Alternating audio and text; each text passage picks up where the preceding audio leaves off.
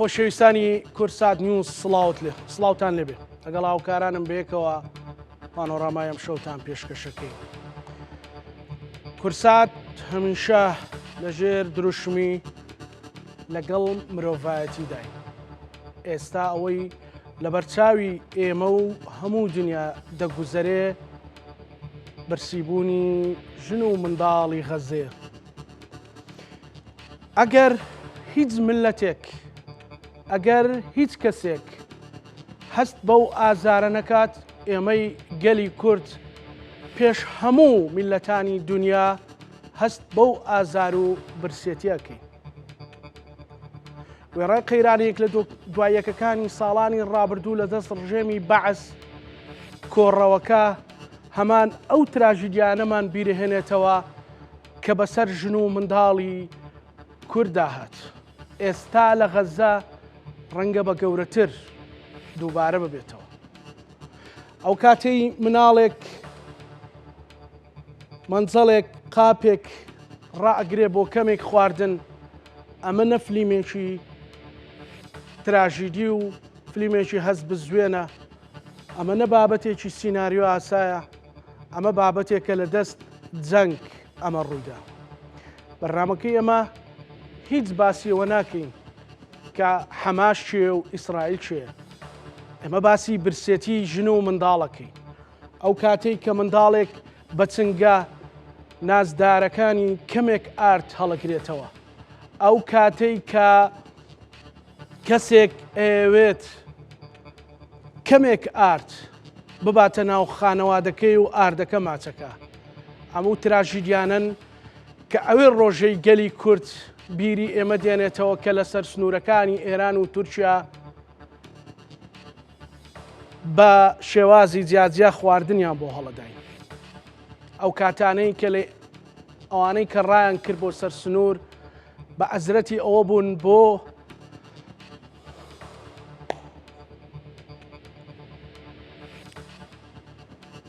ببورن. بازرەتی ئەوە بوون کە پسکیتێک ئاوێک بۆ منداڵەکانیان دابینکەن ئەمە لە غەزە ڕوئەدا. ئەو کاتانی دەستەناسکەکانی منداڵی کورد لەسەر سنوورەکان بوو، کەس نەبوو گوێی لە هاواری ئێمە بێ جگە لە هەندێک خێرخواست. ئەمە لە غەزە ڕوئەدا.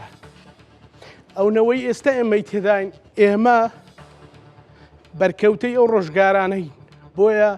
کە منداڵێکە بینین دەست بۆ پسکیتێک بۆ پارچەیەک هەم بەرزەکاتەوە ئازارەکانی میلەتەکەی خۆمان بێتەوە. ئەمە مرۆڤایەتیە. ئەمە ڕەبتی نییە بە سیاسەتەوە. سیاست دروستی کردووە، جەنگ دروستی کردووە. بۆیە دروشمی کورسات مرۆڤایەتیە. پانۆڕامای ئەم شەویش باس لەو ئازارە دەکا کە ژن و منداڵی غەزە تێدایە. فیگەرێکی دیار کە لە پێشەنگی کارە خێرخوازیەکانەویش بەڕێز حاجی کاروانە میوانی بەرنمەکەی ئێمەیە. ببورن کە دڵپەڕیەکەم بۆ ئەو بەراوردە بوو کە بەریەکەوتنی لەگەڵ ناخی یەک بەیەکمان هەیە. بە هیوای ئەوەی جەنگ لە هیچ شوێنێک ڕوونەدا، ژن و منداڵ هیچ شوێنێک برسی نەبێ، چونکە ئەمە هیچ پێناسەیەک هەڵناگرێ. ئێمەش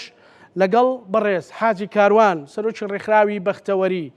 لە بەرنامەی ئەم شەودا ئەمانەوەی گفتوگۆ بکەین دەربارەی ئەوەی کە چۆن خۆراک دەگاتە دەستی ژن و منداڵانی غەزە، چۆن ئاو، چۆن کەمێک ئارد، چۆن کەمێک ماکەڕۆنیەوەی بە منداڵێک بە دەستەوەیەتی و لە خۆشیان ڕائەکە ئەگاتە دەستیان. لێرە مشت و مڕێکەیە کە هەمیشە باز لەوە کرێ ئێمەی کورد چیمان داوە لەوەی یارمەتی ئەوان بدەین. ئەوان لەگەڵ ڕژێمی بەعەز بوون، ئەوان دژی ئێمە بوون. با پێشەنگێتی گەلی کورد، با میهرەبانی گەلی کورد، با ئاین دۆستی و دین دۆستی و مرۆڤ دۆستی گەلی کورد لە هەموو دنیا دەنگ داتەوەکو ئێستا دەنجی داوەتەوە. بەسپاسەوە بەڕێز حاجی کاروان لە شاری هەولێرەوە لەگەڵمانە بێ. ئەمێ لەگەڵ کاک حاجی کاروان باسی ئەو پرسە بکەم، باسی واقعەتی ئەو بابەتە بکەین. ئەمە بابەتێکە بە بارمتەگرتنە چ لە لایەن ئیسرائیل و بێت چ لە لای حەماسەوە بێت، چۆن خواردن و خۆراکەکە ئەگات ببوورە نەگەرمە پرۆتۆکۆلی ڕۆژنامە نووسیش نەبێ بەڵام دڵپەڕی مرۆڤ هەندێک جار ناتوانانی بیشاریتەوە. کاک حاجی کاروان ئەمێ بڵێم ئەمڕۆ کە پەیوەندیت کردو بە غەزەوە بە خەڵکی لێ قەوماوەوە دۆخەکە چۆن چۆنیە دوای ئەوە شەوی ڕابردوو هەندێک لە خۆراک و پێداویستی گەیشت. سپاس کاک زانەجان، مەمنونی جەنابتم و سپاس بۆ هەموو ئەو خێرخوازانەی کە لەم چەند ڕۆژەیە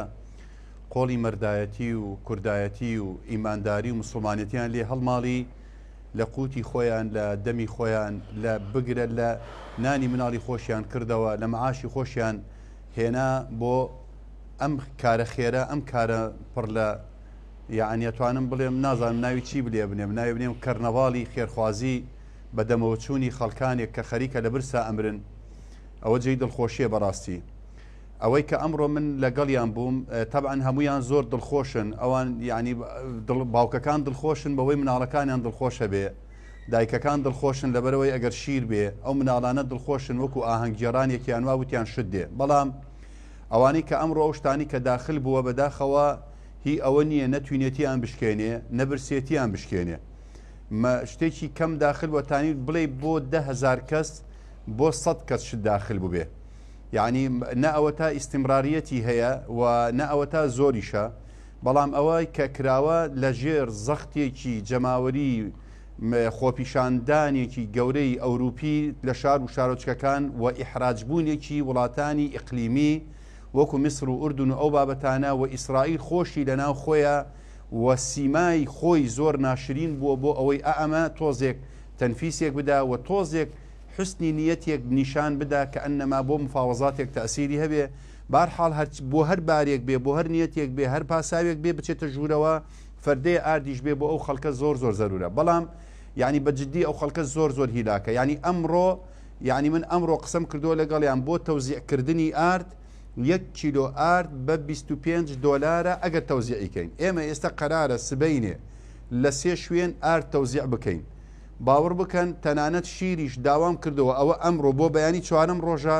من شیرم دەست ناکەوێت ئەگەر قوتی بە 100 دۆلاریش بێ هەتا 100 دۆلاریشمان داناوتمان کاکە بڕۆ بیکڕن دەست ناکەوێت. ئەوە ئیتر مەوادەکانی تر ئەگەر لەوانێت تۆزێک نیسک زیاتر بێتە ژوورەوە تا سیعری نیسک دابەزێ، لەوانێت سیعری معکەرۆنی دابەزێ نازان.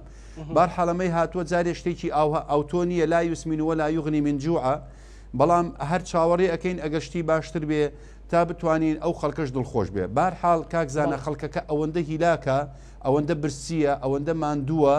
یعنی بە چەند شاحینەیەک ئیشەکە حل نابێ، ئەبێ بەڕاستی وەک جاری تر ڕۆژانە 700 شاحینە و هەتا 1000 شاحینە داخل بێ. بەڵام تا ئێستاکە ئەو بڕیارە نییە. بە ئەوەی کە من ئەیبینم ئەمڕۆ قسم کردووە لەگەڵیان هەمان حاڵەتی دوێنێ و پێری و بەسرپێریان هەیە. ئەو خواردنەی ئەمڕۆ ئێمە تەوزیعمان کردووە هەمان شەڕە لەسەری هەمان نیو کەس بەری نەکەوتووە. بۆ نمونە دوێنێ لە شوێنێک 3 مەنجەڵمان تەوزیع کرد، ئەمە ئەمڕۆ کردمان بە 5 ئەو جایشتا بەشێک لە خەڵک بەری نەکەوتووە. لەبەرەوە بەڕاستی مەساتەکە زۆر زۆر گەورەترە بەوەندە شاحینە حەل بێ. باشە کاک حاجی کاروان خەڵکە پرسێ ئەڵێن کاک حاجی کاروان با بچینە ناو تەفاسیلی بەرنامەکە چۆن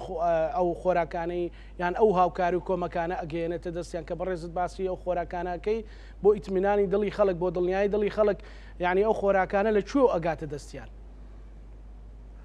کاک زانەگیان من لە زۆر کەناڵەکانیش باسم کردووە ئەو خۆراکانەی کە گەیشتۆتە دەستیان هی 5-6 مانگ بەر لە ئێستەیە کە کاتێک ڕێکەوتن کرا دیلەکان لەگەڵ یەک گۆڕایەوە وەڕێ کرایەوە بۆ ماوەی 2 مانگ خواردن داخل بوو. منەظەماتی عالەمی ڕێکخراوی عالەمی بە یونیسکۆ بە ئۆنۆروا بە سالیب ئەحمار بە هیلالی ئەحمار بە حتا ئەو منەظەماتە دووەلیانی کە لەوێ تەجیر کراون و تاجرەکان هەموو ئەو 2 مانگە کە شت داخل بوو مەخازنەکان پڕ بوون. لە ماوەی ئەم 6 مانگی کە ئێستا چینە ناو 6مین مانگەوە ئەوانە ئەخورێ کە لەو 2 مانگەیە داخل بوو بۆی خەڵک بەرچاوڕوون بێ. ئەوانەی کە ئێستاکە ئەخورێ هی ئەو کاتەیە کە لە 2 مانگی کاتی مفاوەزاتەکەیە شت داخل بووە. یعنی ئێستا خەڵک ئەواخوا لە ماوەی ئەم 6 مانگەیە ئەتوانم بڵێم 190 ئەو خواردنانە خوراوە کە بە زیادیشەوە 190 خوراوە کە لە 2 مانگەکەیە داخل بوو، ئیترشتی تر داخل نەبووە. ئێمەمانان چی ئەەکەین؟ ئێمە وەکو ڕێکخراوەکانی دەرەوەکە مەسەرەن هەتا ڕێکخراوی گەورەش UN ناتوانێت بچێتە ژوورەوەی ئێستاکە ئێمە پارە ئەنێرین کاکزانەجان لەوێ ستافمان دروست کردووە لە شەمال هەتاکو جنوب لە زۆربەی گەڕەکەکان لەو شوێنانەی کە قەڵەباڵغ و پێویستین ئەو ستافانەمان ئەو دەستانە کە ئیشی خۆیانەکەن پارەیان بۆ ئەنێرین خواردن ئەکڕن خواردنەکان نیسکە مەعکەرۆنیە و ئێستاکە مەوسیمی بانجان و کولەکەیە لەوێ ئەو دوانەش هەیە ئێستا لە بازیە شوێن بە تایبەتی لای خانووس و لای مخەیەمی شاڵی و ئەو منتەقانە لە دێری بەلەح لە جنوب هەندێک ماوە لەو شوێنانە ئەوەش دەسەکەوێ ئێستاکە تقریبا نتوانم بڵێم 3 منجەڵی نیسک بە $1000 کەمتر نییە لە هەندێک شوێن بە $1200 باشە کاک حاجی ئەمە هەر شۆربایە بازرگانیان ئەو خەڵکانی خواردنیان لە ماوەی ئەو دوومانجی دانوستانە گلداوەتە ئەوانن بە گرانەی فرۆشن ئەی ناتوانن هەرزانتر بیفرۆشن کاک زانە خۆتە زانین لە هەر شوێنێک برسیتی بوو خەڵکی ئیستیغلالەکە ئیستیغلالێکی تریان کردووە یەک نەفەرێک کە پۆلیسە و دیارە کۆنتترۆلی وەزعەکە بکات تیارە لیانەدا ناتوانن دەرکەون تاجر ئەگرن لیانەدەن کۆنتترۆلی وەزعەکەکەن کە ئەگەر مەسەرەن شاحینە بێتە ژوورەوە نایەن ئێستا و شاحینانەی ئەمڕۆ لەگەڵ جەیشی میسریا چۆتە ژوورەوە چونکە ئەوانەی کە حیمایەکەن حتا تەنانەت پۆلیسی ناو غەزە کە پۆلیسی ڕسمین تیارە بیان بینی لیانەدات ئەوە مشکیلەکەیە کە تۆ خەڵک ئەمەی ینی پۆلیسێک نەبوو کۆنتترۆلیان بابەتەکە ئەوە ناکەن حتا گەر ئاگال لێبێ لەم بینە لە قسەکانی ئەبوو عوبەیدا وتی ناوەکانمان هەمووی لەلایەت ناوی تاجرەکانمان لەلایە کاوان ئیستیغلالی وەزعەکەکەن کابرا هەڵی گرتووە ئێستاکە ئەوەنداکە ئەوجا کاکزانە لە هەمووی ناخۆشترەوەی ئەو خەڵکە ناتوانێت بیکڕێ یعنی هیچ کەسێک من ئێستا ئەزانین چی 2 کیلۆ ینی ئەو ڕۆژە کیلۆ ئاردمان کڕێ بە $50 2 کیلۆ ئار بە $100 کراوە لەبەرەوەی هیچ نەبووە خاستەن لای جنوب بەرەو خوارەوە نییە ئێ باشە خەڵک لە چۆ توانای ئەوەی هەیە بچێ کیلۆیەکی نیسک بە نزیکەی 60 شیکلە 60 شیکل نزیکەی $35 هیچ عائلەیەک نیەتی یعنی تۆ کیلۆی ئارد دەنانەکە ئەم دەنانە کەس تێر ناکە لەبەرەوە خەڵک بە ئەم لە ماوەی ئەم 21 مانگەیە پارەی نەماوە نەمەعاشەیە نە ئیشەی هیچ نییە یعنی کابرا هەمووی دکتۆری جامیعان هەمووی خاوەنی ئەوەن شەهادەن یەک لەو کەسانی کە 3 ڕۆژ بەر لە ئێشە شەهید بوو یعنی کوڕێک بوو کە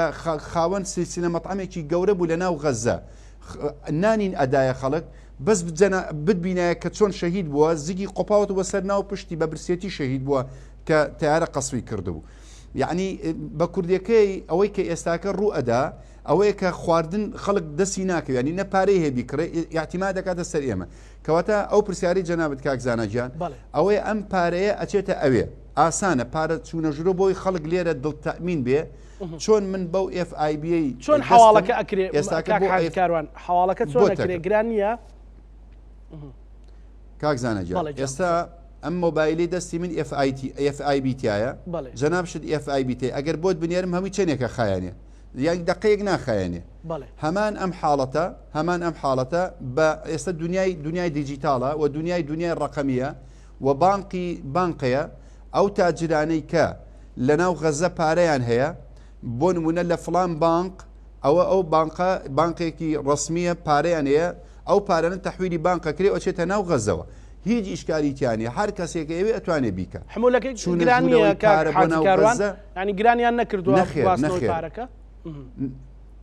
کاکزانە با ئەوە شەرحەکەم کە خەڵکێک بە نەوعێکی تر لێکی داوەتەوە بە کەیفی خۆی شەرحێکا لێی نازانێ یعنی تۆ $1 بنێری بۆ ئەوێ مەسەرە من $1000 دێم $1000 کاچێتە ناو غەزەوە بەڵام ئیشکالێک هەیە لێرە ئەو ئیشکالە چییە؟ سعری $1 لە ناو غەزە سعری $1 لە ناو غەزە ئێستا ئەگەر بە کاشوەری بگری تقریبا ئەمڕۆ بە 225 شیکل بوو ئەگەر بە حیسابی بانقی بۆ یەکێک حواڵەی بکەیت بە 300 شیکل بوو ئێسێمە لەم بینە هەفتەیەک بەر لە ئێستا یارمەتی 1100 عائلەی هەتیومان داوە کە لەم شەڕەیە باوکیان شەهید بووە ئێمە بە کاش نەمانداوە پێیان بە حیسابی بانقی خۆیان هەیە داومانە پێیان پارەکەمان تەحویلی دوکانێکی حواڵە کردووە لەوێت چۆن ئێستا تۆ لە بازاری دۆلارەکە دوکان هەیە ئەو دوکانانش لەوێ ماون ئەو دوکانە پارەی داوە پێیان بەڕقم حسابی بە 300 شیکل یعنی تقریبا 130 فەرقی هەیە بەڵام ئەگەر بە کاش بدەی 140 فەرقی هەیە پارەکە ئەوەیە خەتای من نییە یعنی سعری شیکل بە $1 لە ناو غەزە لەگەڵ ناو ئیسرائیل و ضیفەی غەربیە نزیکەی 130 بۆ 35 لایکەم هەندێک جار بۆ 40 فەرقی هەیە ئەوە وەکو سعر بەڵام ئەوە سعری ناو غەزەیە ئێ من چی بکەم یعنی ئەو ماوەدە لێ بۆنە ئەکردرێ لەبەرەوە ئەگەر ئەمەشمان نەکردا یان هەموو ڕێکخراوەکان ئەم پارێشان نەناردە لێوە بیکڕن خەڵکی ئەوەی کەماوەی ئێستا ئەوش نامە ئەوانش لە برسا ئەمردن یعنی تۆ ببینە بە یەک ژەمێ کاکزانە بە 1000 دلار نزیکەی 400 کەس نانەدەی و ناندانەکە ئەوەیە کە ئەیبینی ئێستاکە ئەوە شۆربایەکە ئێکاکە تۆ مناڵت ڕۆژێ شۆربا 2 ڕۆژ نیستێک 3 ڕۆژ نیستێک ئێخۆ بەس زمانانە چی بخۆن لەوە زیاد وەڵە مەعیدەیان نابەسترێ مەعیدە خۆت ئەزانی ئینسان ئەگەر حتا تەنانەت جارە برنج و شلە بخۆی نانێ نەخۆی لەگەڵ یا هەست بە برسێتیەکەی ئەی چ جایەوە کە تۆ نیسیەکەی بخۆی جای سەبڕاستی ئێمە یاعتیمادمان لەسەرەوەیە کە ئەو پارەیە ئەنێرین بۆ مندوبی خۆمانی ئەنێرین ئەوان مەجموعانی کە ئیشمان بۆکەن لەوێ ئەو پارەیە ئەدەن بە مەواد ئەینێرن ئێستا من ئەمڕۆ بۆ نمونە یارمەتی 6 مۆزەفم داوە لە بەلەدیە 6 مۆزەف بەلەدیە ئیشی بەلەدی ئەکەن چونکە نەشوەستاون فەقیرانە مەعاشیان نییە هەمووی لە ئیشی بەلەدیەکەن یەکی 200 دلار 150 دلارم بۆیان ناردووە ئەو بۆ ئەوان ئێستاکە شتێکی باشە من سبەینە مەوعیدم هەیە لەگەڵ تقریبا 6 پۆلیسە پۆلیس وەزیفەیان هەیە فەقیرانە بەجلی مەدەنی هەر بای خۆیان بازی حیمایە ئەکەن ئەوە بۆ خۆیان ئەیدێن بە ئیش ئەو دواشی ئەتوانین مەواد بکرین یەک نقطەی تر باوەم لەبیر نەچێ مەسەلەی ئاوە کاکزانە ئێستا گەورەترین گرفت لە غەزە ئاوە ئێستا من لە 10 شوێن ئاو تەوزیع ئەکەین هەر تەنکەری بە 3 دلار 300 دلار ئەو تەنکەری کە تۆ ئەیبینی بە 350 دلار چونکە لەوێ ئاو نییە نە بۆڕی ئاو ماوە نە سیستەمی ئاو ماوە نە بیر ماوە لە هەندێک شوێن ئاو هەیە ئێستالی بۆ ئەو بۆ بەپارەیە ئەو گاز نەماوە لە غەزە ئەوە بە گاز ئیشەکە ئەو گازە ئەبێ بیکڕی گازەکە چیەکەن خەڵکی غەزە بەچی دروستیەکە نازام لایلۆن کۆ ئەەکەنەوە ئەو لایلۆنەکە ئەستوێنن بە 3-4 بەرمیل نازام گازێکی لێ دەرەکەن بوویم ئەو تۆڕباینانە ئیشەکە ئێستا منە ڕۆژە تقریبن بای 150 وەرەقەت ئەوم کردووە مەکینەیەکیان هەیە تۆڕباینێکی بڵێن مەکینەی کارەباییە هی کارەبا تەولیدەکە بۆڕیچم بۆیان ڕاکێشاوە تقریبن مشکلەی 2000 خێمەمان حەل کردووە ئێستا مستەمر ئاویان بۆ دێ بە لە جیاتی ئەوەی کە من هینیان بۆ بەرم مەسەن تەنکەریان بۆ بەرم یعنی ئێمە ڕۆژی 30 بۆ 40 وەرەقە لایکەم بەس ئاو دابەشەکەین باوەڕەکەی ئێستا ئەو شوێنانە کە ئاو نەبەین نیانە پێشیانم تۆ مەفتوح بوون هەر شوێنێک داوای ئاوی کرد بۆیان بەرن بەڵێ ینی بەو شێوەیە کاک حاجی کاروان ئێستا قسەیەکێ قسەیەکی لێرە قسەیەکی سیاسیە مەسەلەن ئەڵێ حماس ئەو خەڵکی بەبارم تەگرتووە هەندێکی ژەڵێن ئیسرائیل بەبارم تێگرتووە ئەمە بەڕاستی ناوەڕۆشی بەرنامەکەمان مرۆڤ دۆستیە بەڵام کامیانە بەڕاستی ئەوەی جەنابەت لە ڕێ مەندووبەکان لە ڕێ نوێنەرەکانی خۆت تێگەیشتبی واللهی من لەگەڵ هەمویان قسەم کردووە یەک نەفرێک کاک زانە جەنابەت پیاوێکی عەلامی یعنی هەروە مەسەلە من بۆ نمونە منە بەس خۆت بڕە ناو ڕقەمەکانی غەزەوە تەلەفۆن بکە بە عەشوایی بزانە بڵێ ڕێخاکە خەڵک حەماس چی لێ ئێواکە حەماس لەسەر ئەرزانیە فەقیرە تا بە بارمتەی بگرێ ئەوان کاک زانە خەڵکی غەزە مەبدەئیەن ئێستاکە لەسەر ئەم ئەرزەن لەسەر خاچیانن ئەوان یعنی ئەمە باسەکە زانی چێش لیانەدا چێ شەڕیان لەگەڵەکە چێ کوشتنیانەیە یعنی چێ ئەیان کوژێ چێ حەسارە خاتە سەریان بە حەماس چی بکات یعنی حەماس دیفاع لەمانەکە حەماس دیفاع لە خاک و نیشتیمان ئەکا ئەمانە حەساریان کوسەری ئێستا حەماس ڕێی لە کەس نەکردو دەرچێتە دەرەوە ئەگەر ڕێ بکرێتەوە بەڵام خۆیان دەرناچن ئەڵێن ئێمە خاک و نیشتیمان بەجێ نایرین ئەوان باش ئەزانن خەڵکی غەزە بە ئاسانی دەرناچێت ئەگەر بیان زانێ بە ئاسانی دەرەچێ پۆل حەسریانیانە کرد ئێستا دەریانیانە کرد لەبەرەوە بەڕاستی مشکلیان لەگەڵ خەڵکە ئەو بۆ شێوازەیە ینی حەماس لەکوێ بەبارم تێگرتویانە حەماس ناوێرن بێنە دەرەوە ینی من یەک شتت بۆ باز بکەم لەم بینە ینی ئافرەتێکمانەیە کووردە ئەو ئیشمان بۆکار لە دێر البەلەح باوەڕ بکە برایەکی و برازایەکی یعنی بەدزیەوە حیمایی ئەو شوێنە ئەکەن لەبەر ئەوەی ئەو جەردانە نەیەن کە شت لە خەڵک برن ئەو مجموعی کە بوونەتە جاش 300 کەس ینی هەر بە کوردێکی بڵێم جاش باشتە جاشی ئیسرائیلن هاتن سیلاحەکەیان لێ سندبوون ئەمان دیفاعیان کردبوو 5 دقەی نەخایان ئەوان دەرچن و تیارە لەیانیدا حەماس دەچوو بەبارم دەیگرتن کاتێک ئەوان حەماسیش نەبوون فەقیران یعنی 8 کورد کە خەڵکی غەزەن لە یەک کاتە بە یەک قەسف کوژران فەقیرانە شەهید بوون یعنی نییە حەماس لەسەر ئەرزا لە ڕووی سوڵتەوە وجودی نییە فەقیرە ئەوان ناوێرن دەرچن لە مەسلەی ئیستیخباراتی لە مەسلەی تەیارە لە یەک نەفەر لە یەک مەکتەب دەرچێت تیارە لە مەکتەبەکادا نایانەوە کەس بە خۆیان بکوژن باشە کاک حاجی کاروان زۆر کەسەڵێت بۆچی کاک حاجی کاروان و ئەوانەی دیکە ئەو خێر و خێراتە ئەنێرن بۆ غەزە لە کاتێکە خەڵکی خۆمان پێویستی پێێتی ئەو قسانە زۆر دووبارەکرێتەوە بۆ ئەوە کاتی خۆی خەڵکی فەڵەستین لەگەڵ ڕژێمی سەدام حوسێن و بەعز بووە مەسەلەن دژی کورد بووە دژی کوردن ئەم بابەتە ئاها وەکو تۆڵە و تۆڵەکاری تەماشاکەینیان وەکو بابەتێکی مرۆڤ دۆستی و دینداری. کاک زانەگیان جارێ مە فەڵەستینە بێ جیاکەینەوە یانی جارێ فەڵەستین خۆی داگیر کراوە فەڵەستین خۆی پارچە پارچە بووە فەڵەستین خۆی وەکو ینی معتەقەلێکی گەورەی لێ هاتووە سزنێکی گەورەیەتەوە لە بەردەستی ئیسرائیلە ئێ باشە خۆ یعنی فەڵەستین عەبدوڵڵا ئۆجالانی گرت و دایە تورکیا فەڵەستین کوردستانی تەقسیم کرد و قوڕی بەسەر کرد فەڵەستین جوندیەکی نەناردۆ بۆ ئێرە تا شەڕ بکا لەگەڵ ئێرە ئەو کاتێک کە سەدام شەڕی ئەکرد لەگەڵ ئێمەیە و ئێمەی ئەنفار کرد و کیمیا باران کرد خەڵک یعنی وایە زانی ئەم سەدامە دیفاع لە هەموو عەرەبەکە ئەگەر پێشووتر وابوو بێتن ئێستاکە ئەوان نەزانە سەدام چۆن خاستان غەزە فەقیرە خۆی دایمە حەسار بووە لە سەریان یعنی ئێمە ڕوحی ئینتیقامان بوو لە خەڵکانێک بێ کە هیچیان لە ئێمە نەکردووە فەرمو ئەوە تا لەم هەولێرە پڕی بەعسیە لە سلێمانی پڕی بەعسیە لە دووەک پڕی بەعسیە بۆ شتێ لەمانە ناکەین بۆ ئینتیقام لەو جاشانە ناکەینەوە کە کەسوکاری منی تۆی ئەنفال کردو ئێستاکە دیوەخانی هەیە و معاشی هەیە لەم حکومەتی هەرێمە ئەم بۆ باس ئینتیقام لە کەسێ بکەنەوە کە هیچی وەزیفەی نەبووە دووەم ئەم بابەتە لادە ئەولاوە ئێستاکە ئەم خەڵکەوە ئەخینچێ دەستی بۆ تۆ درێژ کردووە ئەم خەڵکەوە ئەمرێ لە برسا دەستی بۆ تۆ درێژ کردووە ئەم مناڵانە جیرێکی ئێستان چ عیلاقیان بە غەڵەتی باوپیرانیانەوە ئەگەر کراوێ بۆ نمونە جیری ئێستا لە دوای 2000 تاوانێکیانیان بەس زمانانە لەبەرەوە بەڕاستی کورد بۆ خۆمان ئێمە ڕوحی ئینتیقامان هەبوایە ئەبواە یەک جاشی کۆن لەم کوردستانە نەمایە بە تایبەتی موسەشارەکان ئەبواە یەک بەعسی نەمان هێشتا بەهاتێتە ئەم کوردستانە بڕۆ هەرچی ستێکان هەیە هەمووی بە نیوەی بەعسیتیایە هەمووی لێرە ئاغا و چۆخە خەڵکی تکریت و خەڵکی ئۆجە و خەڵکی سامەڕە و دنیای تایە ئەی بۆ نایکە ئێمە کوردی خۆمان ئێمە بەعام کورد ڕوحی ئینتیقاممانتیان نییە بەڕاستی بەڵام بۆ گیان خۆمان باش نین بەڵام لەگەڵ نەتەوەی ترامەنیە ئێستاەوە دووبارە بۆەوە لە تیمەکانی بەڕێزت ئاڵای کوردستان لەوێ هەڵەکەن مەسەلەن توانراوە ئەمە ئەم خێر و خێراتە ئەم کۆمەکردن ئەم هاوکاریە بگاتە دنیای عەرەبی و حراجبوونێک بۆ ئەوان دروست بکات کە کورد میلەتێکن من هەندێک ڤیددیۆم لایە کە ئەڵێ ئەوان هەشتا ڕۆژە موچیان وەرنەگرتۆ لیچە گەڵێنەوە ڕۆژە موچیان وەرنەگرتۆ شت بۆ ئێمە نێرن خواردن بۆ ئێمە ئەنێرن دەخیلەکانیان بۆ ئێمە ئەنێرن یعنی ئەمە توانراوە ببێتە لۆبیەکی مرۆڤ دۆستی کورد لە وڵاتانی عەرەبی واللهی کاکزانە وڵاتانی عەرەبی بەو شێوازە وەکو کورد ئەوەندە متابعی بابەتەکان ناکەن ینی با من شتەکە زۆر گەورەوە نەکەم ئاوها بەڵام ئەوەی کە ئەکرێ لە ناو ڕێکخراوە جیهانیەکان لە ناو ڕێکخراوە ئیقلیمیەکان ئێستا حالیان لە هەر شوێنێک بێ لە تورکیا بێ لە ئوردن بێ لە میسر بێ ئێمە داوەتەکرین یعنی زۆریان پێ خۆشە کە بچین و دەستمان هەبووە لەگەر زۆربەی ڕێکخراوە عەرەبیە ئوردنیە میسریە تورکیە ئەتوانی بڵێ و حتا مەغریبی جەزائیری ئەمانە و خەلیجیش ئێمە ینی ئێستاکە ڕقەمێکین لەناو ئەو ڕێکخراوانە تەمسیلی کوورد دەکەین ئەم ڕێکخراوانە هەمی ناویان هەیە و ڕەنجیانەیە و دەنجیانەیە ئەی خۆ لەوە باشترە کە نەبین لەوە باشترە کە ناومان نەبێ یعنی ئێستا لە هەر ناوەندێک بۆ نمونە کۆڕبەندێک ئەکرێ نەدوەیەک ئەکرێ کۆبوونەوەی ڕێکخراوەکان ئەکرێ بۆ مەسەلەی غەزە بەختەوەری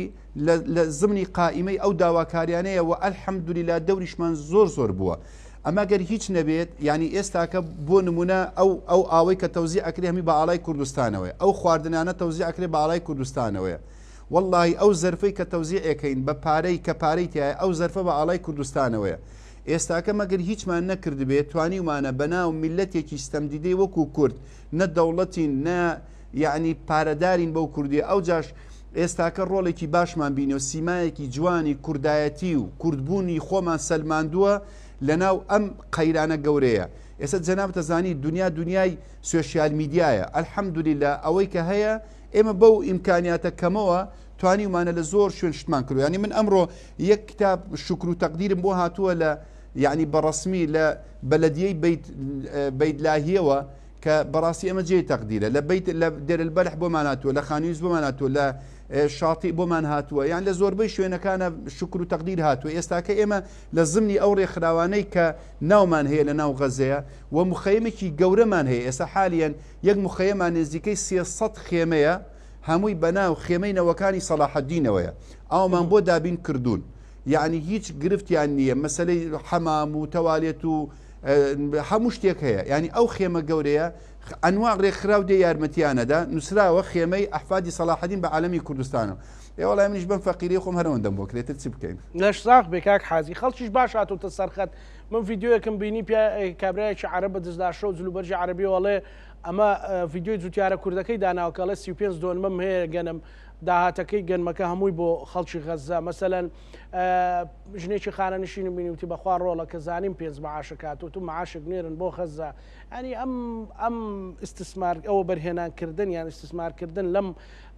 ڕۆحی بەخشندەی کورد چی ئەگەێنێ کاک حاجی ئێمە هەندێشت هەیە لای بین بەڵکو کورد دوێ ڕای ئەوستەم دیدەیە خۆی من لە سەرەتای بەرنامەکە و باسی کۆڕەوەکەم کرد مەسەلەن ئێمە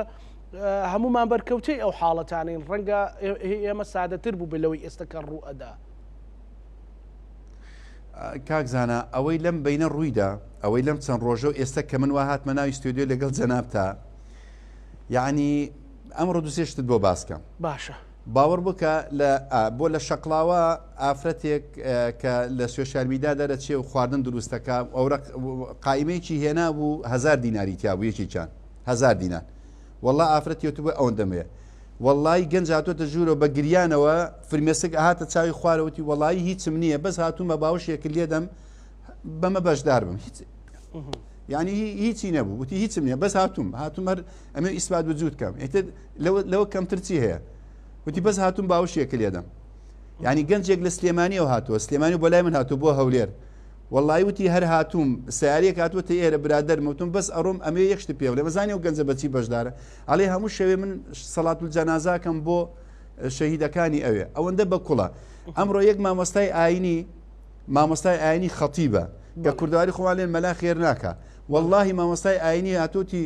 خوا ئەزانێت جووتێک گوارەی هێنا هی خێزانی بوو دەستی کرد جیرفانی بە دزیەوە هاتی بۆ خوایە کاک حاجی لەو 15000 زیاترم نییە بەڵام خێزان بتێتی ئەو گوارەیە بەرە یەک مناڵێک ئەمڕۆ هاتۆ کوڕە پێشمەرگەی وتی هێشتا باوکم پارەی وەرنەگرتووە پارەم داناوە بۆ پاسکیل کە ئێستا خوێندنەوە بۆ تا ئێستا نەم کڕیەوە پارەکەی هێنا بۆ لای نازام 30000 بوو 40000 بوو وتی ئەوە زەرورترە قەی ناکە با من ئەم ساڵ پاسکیلم نەبێ ساڵێکی ترم بێ ئەمە بەخشندەی گەلی کووردە یعنی ئەمە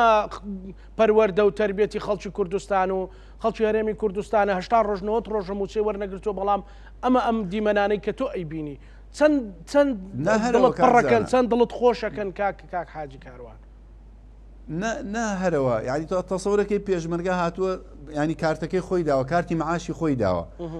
ینی هەر کارتەکەی داوە بە ڕقم سڕێەوە توی بڕۆندەری کە من هیچ نابمەوە قەی نەبا من قەرزار من تەحمل ناکەم یانە لێ ئەو ئازارە بە من لە ناخما هەیە کە ئەو مناڵە نابینم بە من دامن نامرکێتەوە ینی ئەگەر مەر ئەو مووقیفێکی ئەوەندەم هەبێ ینی باوەڕکە یەکێکا دەمڕۆ خۆی و خێزانی بوون ینی زۆر دڵم پێیانستوە زۆر ینی تێر گریام ئەو جا ڕۆیشتن یانیەتی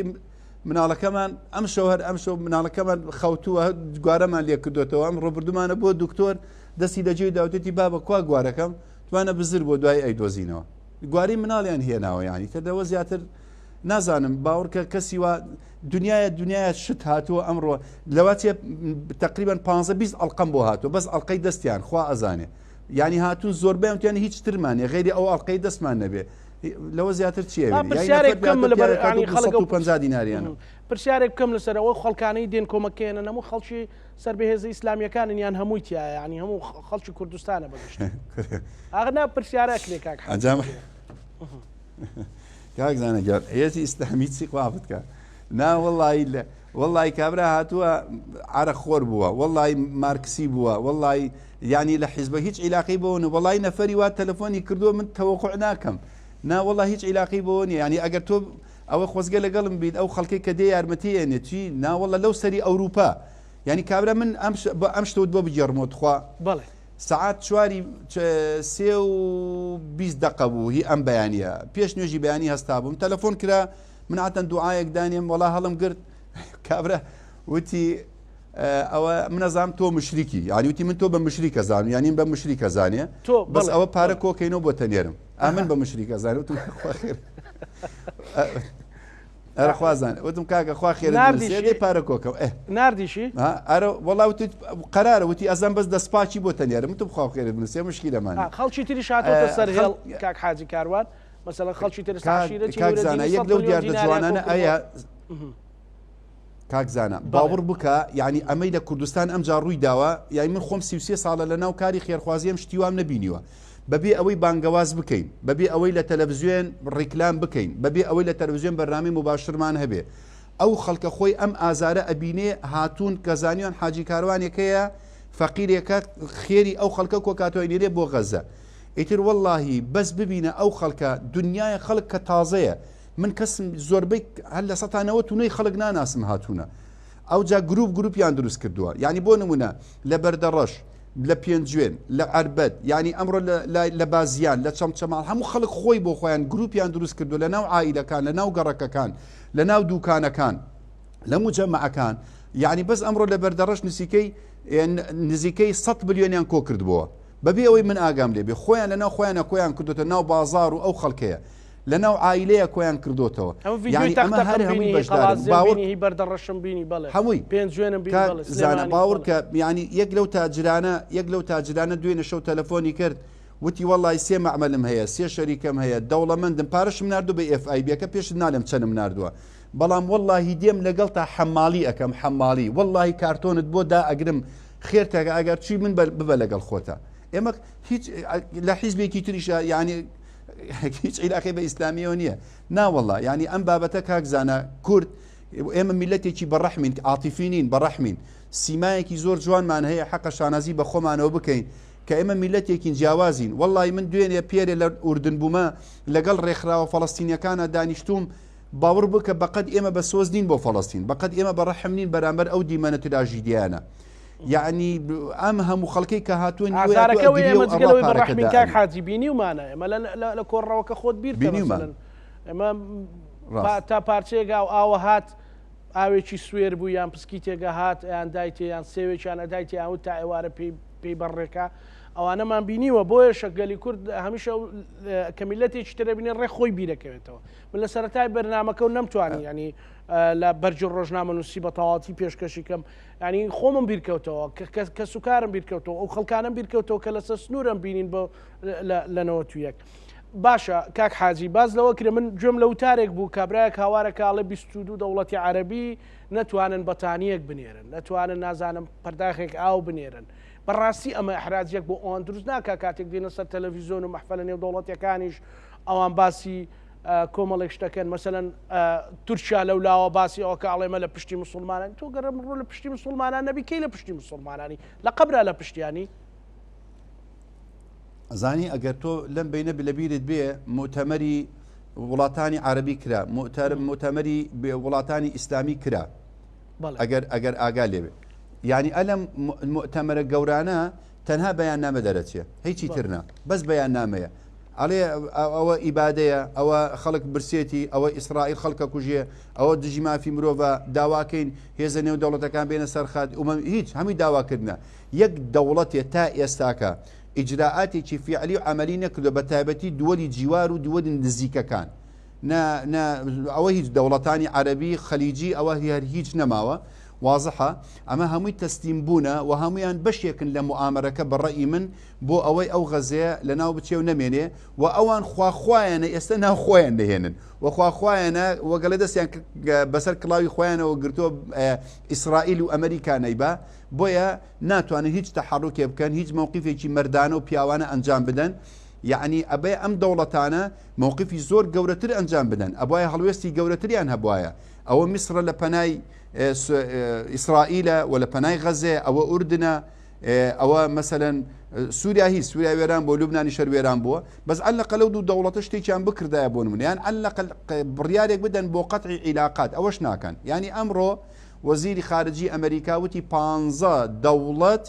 ئیعلانی یان ئامادەیان دەربڕیەوە بێنە ناو ئەم مەشروعی ئیبراهیمەوەیە ئەو جا مەشروعی ئیبراهیمەکە بۆ ئەوەی تەنفیز بێ نابێ غەزە بمێنێ تاکە شوێنێک کە بربەستە لە جێبەجێکردنی ئەو مەشروعە مەسەلەی غەزەیە ئەوە مشکلێ تورکیاشی سەڵوێستی هەبووە بەڕێز کاک حاجی کاروان تورکیا هەڵوێستی هەبوو لە ناردن بابزانم ینی تورکیا هەر عینەن وەکو وڵاتانی عەربی هەر تەندیدە تەنها عێلاقاتی اقتصادی بڕیوە ئەستەن تورکیا بایە مووقیفی گەورەتر بایە چونکە ئەم ینی تورکیا گەورەترە و لە حیلفی ناتۆیە و چاوەڕوانی گەورەتر ئەکرا لە تورکیا نەک تەنها تەندید بکە نەک تەنها ئیدانە بکە یعنی ئێستا نەک تورکیا هەموو وڵاتانی تر ئەگەر یەک مووقیف بنوێنن بۆ نمونە بەس بێنن بۆ نمونە بڵێن تیارەی ئیسرائیلی بەسەرمانە تێ نەپەڕێ نابێ بەسەر وڵاتمان تێ هەر ئەوەندە ئەوەندەش ناکەن بڵێن کاکە فقط سەفارەی ئیسرائیلی نەمێنێ ئەوەش ناکەن لەوە زیاتر یعنی پێرێ کۆمبۆدیا دوێنێ کە ینی وڵاتێکە کە خۆی ئەگەر غەڵەت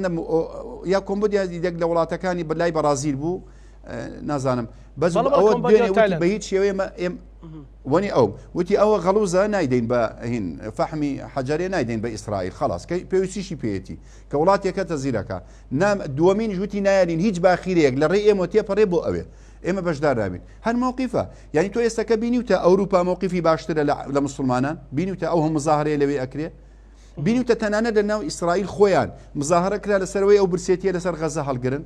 ممنوع على السعودية ممنوع على الأردن ممنوع على مصر ممنوع على المغرب لا مش هنا ممنوع شلون شتي وابد يعني أو بري زليلي وسر شورية عالمي عربي وإسلامي تي كوتوا برامبر أمريكا وبرامبر إسرائيل وكو دا صلاة وحكمة كان كبراستي يعني هالشرمزارية وزور عيبة كبخوان بلين سر كرده هر كسيك بيه باشكاك حاجي كارو أما قصيشي مامۆستایەکی زانکۆی ئەزهەر زۆر لە بەرنامەکانی ژۆک و پرسیار وەکو نمونە هێناومەتەوە لە بەرنمەیەکە باسی لەوە کردوتیەوەی کورەوەندە بەڕێز و بەعەدەبن هەر ئەو ئەدەب و بڕێزتان ئیستثمارکە لە ناوچە گەشتیارەکان ئەتوانن گەشتیاری وڵاتانی عەربی بهێنە ناوچەکانتان هەر لەبەر ئەمانەت و ئەو ڕێز و بەخشندەیەتان باشە ئەوەی کە ئێستا ئەکرێ ئەو چیرۆکە ڕاستەقینانەی کە بەڕێز دەیژێڕیتەوە خەڵک ئێوێ هەر شێوازێک بێ نەبینێ مناڵ لە برسامرێ ژن لە برسامرێ خەڵک لە برسامرێ لە غەزە ئەمە چۆن تەوزیفکەین چۆن تەرجەمەکەین بۆ لانی کەم بۆ دەوڵەتان نا وڵاتان ئەوان سیستەم و ئەوینی خۆیان هەیە بەڵام بۆ خەڵکەکە تێبگەن میلەتێک هەیە دەوڵەتی نییە میلەتێکی غەدریلی ئەکرێ کەچی ئەمە مووقیفێتی ئەمە هەڵوێستێتی ئەمە چۆن وا لێ بکەین نەکە هەر ئەمە جگە لەوەی ئەوە خەمێکی هەرە پێشینە ئەوەیە کە خەڵکەکە تێر بکرێ نەوەکو بازرگانیان پێوە بکەین لەو ڕۆوە خۆزگە ئەم بیر و بۆچونە جوانەی جەنابێت ئەم هەستە پڕ لە سۆز و پڕ لە تێگەیشتنە ڕێکوپیەکەی تۆ لەوات منیش هەروە بم ئینشاءڵڵا بەڵام کە ئەبینی کورد یەک مشکلەی هەیە لە تاریخی شاوابووینە یعنی نازانم دەردێکە تا ئێستا بۆمان چارەسەر نەبووە یعنی بۆ بنمونە ئەوانەی کە مفەکیر بوونە ئەوانەی عالم و زانای گەورە بوونە ئەوانی شۆڕجێر بوونە ئەوانەی ناودار بوونە لە ناو ئەم وڵاتەی ئێمە نەجێ ئەبێتەوە نەقەدر و نەڕێزی ئەگیرێ یعنی ئێستا من پێم غەدرە ئەگەر ئەم زانایە ئیشێکی باش بکە من بچم لەو ناوەندێک مەتحی بکەم من بچم ئەم مەشروعی پاڵپشت بکەم و بڵێم لەگەڵتم بۆ لەبەرەوەی من لە حیزبەکەی من نییە و لە ڕێبازەکەی من نییە ئێستا ئەمە ئیشی من نییە تەنە ئەمە ئەبواە مەسەلەن بۆ نمونە لەگەڵ ڕێزم ئەم حکومەت یعنی ئەمەی بقۆستایەتەوە بانجی هەموو سەفارەکانی بکردای قوسوولەکانی بکردای باسی ئەم ئیشەمان بکردایە کە بە چوچینە بە دەمی غەزەوە بۆ نمونە یعنی هەریج نەبێ ئەمە بۆ نمونە عیلاقاتی حیزبەکان ئەمەی بکردایە خەڵکی ڕۆشنبیر ئەمەی بکردایە تۆ من یەک پرسیار لە جەناب دەکەم پیاوێکی ڕۆشنبیر و دەمێکە لە ناوی علامای غەیری ئێمەمانان من و تۆ ئەوا دڵمان بەم وەزە ئاسووتەیە خەڵکە ڕۆشنبیرە گەورەکەت بینیوە کە دەست و قەڵەمیان هەیە هیچیان نووسی بێ هیچیان وتی بێ مەدحی ئەمیشەیان کردبێ کەس بۆ پاڵپشتمان بوو تا ئێستاکە ئێمەمان بەخوا نییە هەرو خەڵکە فەقیرە و گەنجەیە نییە نا ینی خەڵک بە ئەم قەزێ بە ساحیب وازانم من کاک زانە تۆ زانی باوکی من ناوی چییە؟ دەمێکە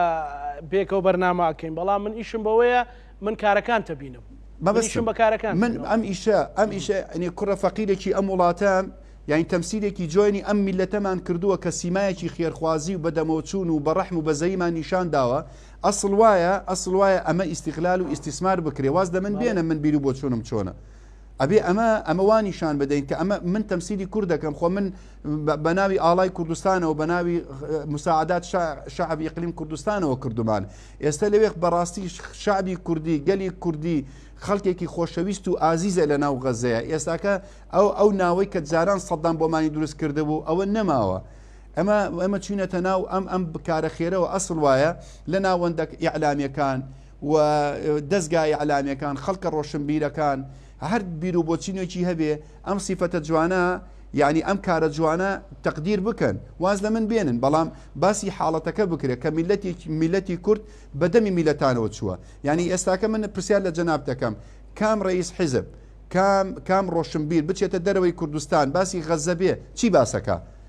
ئێستا بەڕاستی شتێکمان کردووە جێی شەرم بێ باسی نەکە یعنی ئەبێ بەڕاستی ئەمە جێی دڵخۆشی بێ لەبەرەوە بەڕاستی ئەوانە بە ئیستیقلالیکەنیمە بای خۆمان وەکو ناوەندەکان باسمان کورە بەڵام ئەمڕۆ دنیا سوێشال میدیایە ئەلحەمدولیلا زۆر باش ڕۆیشتووە بە مەلایینی خەڵک لە عەرەب و عەرەبستانە و بگرە وەڵڵاهی دەیەها و سەتەها نامە لە ئەندەنوسیا لە مالیزیا لەو شوێنانەش هاتووە و خەڵک ئاگای لێ و دەستخۆشیمان بۆ هاتووە ئەلحەمدولیلا من گەورەخۆشە بە یەک شتێ یەکەم بەنیەتم دووەم بەڕاستی تەمسیلێکی هیوادارم تەمسیلێکی جوانی میلەتەکەم کردبێ دوایین نایکەمە پرسیار بەڵام دوایین ئەو هەستەی کە لای بەڕێز حاجی کاروان زۆر دڵی خۆش کردبیت زۆریش دڵی پڕ کردبیت و ئەزانم ئەو فترێ بە تەواتی ژیان و گوزەرانت بۆ بەو بابەتە کە بەڕاستی من وەکو ڕۆژنامەنووس لێرە ئەیڵم لە کەوانەیە کات جێگەی شانازیە هەر دەستێک بۆ مرۆڤایەتی بۆ هەر بابەتێکی پرسی مرۆڤایەتی درێژ بکرێ ئەو دەستە دەبێ ماز بکرێ من ئەمەوێ ئەو ئەخیر خولەکەکە بدەم بە جەنابەت چی زۆر دڵی خۆش کردووی دڵی پڕ کردووی کاک حاجی کاروان واللهی ئەوەی کە دڵم خۆشەکات کە ئەو کارانە دوافلس و دوایەرمەتیدانی ئەم خەڵکە بەو پەڕی ئەمانەتەوەگا من ئێستا بمرم ئێستا حالیان ئاوها بچمەوە بەر بارەگای خوا لە محاسبەی خوا ناترسم لەسەر ئەم کاری کە کردومە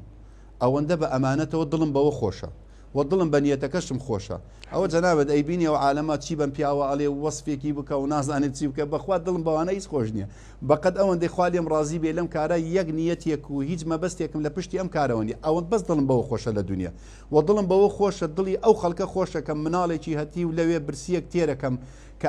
ئەمە بۆ خۆی بۆ من دڵخۆشیە بەڵام ئەوەی کە ئازار مەدا ناتوانم دڵی ئەوانەی تر خۆشکەمە ئیمکانیاتەکە ئێمە هەر ئەوەندەیە و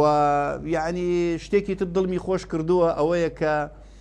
یعنی خەڵکێک زۆر یارمەتیمان داون شەهید بوونە کاکزانە یەک لەوانە دایکێک کە کەفالەت کرابوو لە لای ئێمە خاوەنی 4 شەهید بوو کە یارمەتیمان ئەدا بەڕاستی خۆی و 4 مناڵ بوون بەڵام خۆی و 2 مناڵی شەهید بوون ئێستاکە 2 مناڵی ماون کچێکیان ناوی ئالای ئەوە تریان ناوی ئوسامەیە هەردووکیان بەتەنیا ماون ینی ئێستش وەکو باوکێک لەگەڵ یانم ینی لە ناو خێمن بەتەنیا هەردووچان یەکێتر زۆر ئازار میدا مناڵێک بوو جلی جەژنمان بۆی کڕی ئێوارە جلی جەژنمان زۆر تەوزیع کرد بۆ 400-500 مناڵ ئەو کچێکی بچکۆلە بوو قسەش ئەکا بەڵام بۆ بەیانی شەهید بوو بەڵێ